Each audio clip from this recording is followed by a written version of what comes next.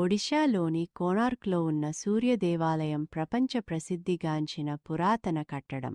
దీనికి సంబంధించిన ముఖ్యమైన వివరాలు ఇక్కడ ఉన్నాయి.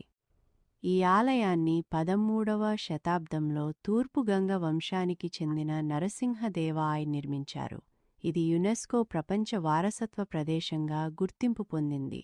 ఈ ఆలయం ఒక భారీ రథం ఆకారంలో ఉంటుంది. దీనికి 24 చక్రాలు మరియు 7 గుర్రాలు చెక్కబడ్డాయి. 7 గుర్రాలు వారంలోని 7 రోజులకు, చక్రాలు రోజులోని 24 గంటలకు సంకేతంగా భావిస్తారు. విశేషం, ఇక్కడి చక్రాలు కేవలం అలంకరణ మాత్రమే కాదు, అవి సూర్య గడియారాలుగా పనిచేస్తాయి. నీడపడే విధానాన్ని బట్టి సమయాన్ని ఖచ్చితంగా లెక్కించవచ్చు. ఆలయ గోడలపై నాట్యకత్తెలు, జంతువులు, పురాణగాథలు మరియు శృంగారభరిత శిల్పాలు అత్యంత సుందరంగా చెక్కబడ్డాయి. Black pagoda. సముద్ర ప్రయాణికులు ఈ ఆలయాన్ని బ్లాక్ పగోడా అని పిలిచేవారు. పూర్వం ఆలయ శిఖరంపై ఉన్న భారీ అయస్కాంతం నౌకలను ఆకర్షించేదని ప్రతీతి.